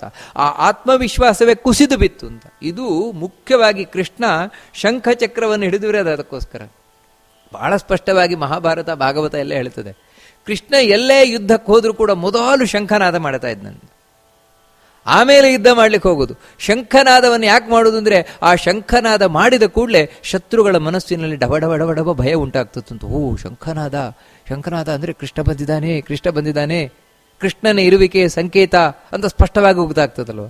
ಹಾಗೆ ಈ ದುಷ್ಟರಾದ ದುರ್ಯೋಧನಾದಿಗಳು ದುಷ್ಟರು ಅನ್ನುವುದರ ಸೂಚನೆಯೇ ಈ ಶಂಖನಾದವನ್ನು ಕೇಳಿ ಡಬ ಹೆದರುತ್ತಾ ಇದ್ದಾರಂತೆ. ಅವರ ಮಾನಸಿಕವಾದ ಧೈರ್ಯ ಕುಸಿತವಾಗ್ತಾ ಇದೆ, ಇದು ಸ್ಪಷ್ಟ. ಆಮೇಲೆ ಏನಾಯ್ತು, ಯುದ್ಧ ಏನೋ ಪ್ರಾರಂಭ ಆಗಿಬಿಟ್ಟಿದೆ. ಇವಾಗ ಎರಡು ಕಡೆ ಶಂಖಧ್ವನಿ ಮಾಡಿ ಆಗಿದೆ. ಇನ್ನು ಯಾವಾಗ ಬೇಕಾದರೂ ಅಸ್ತ್ರಶಸ್ತ್ರಪಾತ ನಡೀಬಹುದು. ಅಂತಹ ಸಂದರ್ಭದಲ್ಲಿ ಅಥ ವ್ಯವಸ್ಥಿತಾನ್ ದೃಷ್ಟ್ವಾ ಧಾರ್ತರಾಷ್ಟ್ರಾನ್ ಕಪಿಧ್ವಜಃ ಪ್ರವೃತ್ತೆ ಶಸ್ತ್ರ ಸಂಪಾತೆ ಧನುರುದ್ಯಮ್ಯ ಪಾಂಡವಃ ಋಷಿಕೇಶಂ ತದಾ ವಾಕ್ಯಂ ಇದವಾಹ ಮಹೀಪತೆ. ಇಂಥ ಸಂದರ್ಭದಲ್ಲಿ ಅಥ ಅಂತ ಯಾಕೆ ಭಗವದ್ಗೀತೆಯಲ್ಲಿ ಹೇಳ್ತಾರೆ ಅಂದರೆ, ಅಥ ಅನ್ನುವುದು ಸಂಸ್ಕೃತದಲ್ಲಿ ಮುಂದಿನದ್ದು ಬೇರೆ ಕಥೆ ಅಂತ, ಅದನ್ನು ತಿಳಿಸ್ಲಿಕ್ಕೋಸ್ಕರ ಅಥ ಅಂತ ಹೇಳ್ತಾರೆ. ಅಂದ್ರೆ ಇಲ್ಲಿವರೆಗೆ ಹೇಳಿದ ಒಂದು ವಿಷಯ, ಇನ್ನು ಬೇರೆ ವಿಷಯ ಹೇಳ್ತೇವೆ ಅಂತ.